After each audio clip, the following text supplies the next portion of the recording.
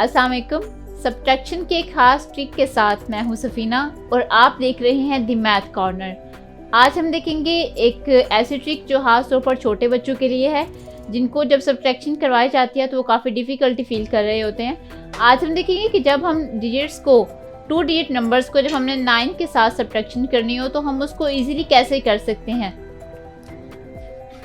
जैसे मेरे पास फर्स्ट है 13 में से हमने 9 को माइनस करना है, तो एक ही स्टेप हमने करना है। क्या करें कि इन दोनों डिजिट्स को प्लस कर लें। आपके पास यहाँ पे वैसे 1 और 3 है, इनको प्लस करेंगे तो आपके पास क्या आ जाएगा 4, और वो ही आपके पास इसका आंसर है। लेकिन यहाँ पर कंडीशन आपने याद रखनी है, ऊपर 2 डिजिट नंबर्स हैं और नीचे आपके पास सब्ट्रैक्ट क्या हो रहा है 9। नेक्स्ट इसी तरह आपने 16 में से अगर 9 माइनस करना है तो आप 1 और 6 को प्लस करेंगे तो आपके पास क्या आ जाएगा 7।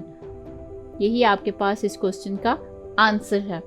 बड़ा ही आसान और बड़ा ही इजी वे है इसको याद रखने का या इसके आंसर जो है उसको करेक्ट लेके आने का।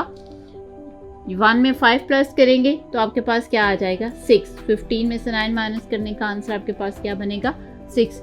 इसी तरह जब आप 14 में से 9 को सब्ट्रैक्ट करने लगेंगे, सिर्फ आपने जो 2 डिजिट्स आपके पास आ रहे हैं इनको आपने प्लस कर लेना है।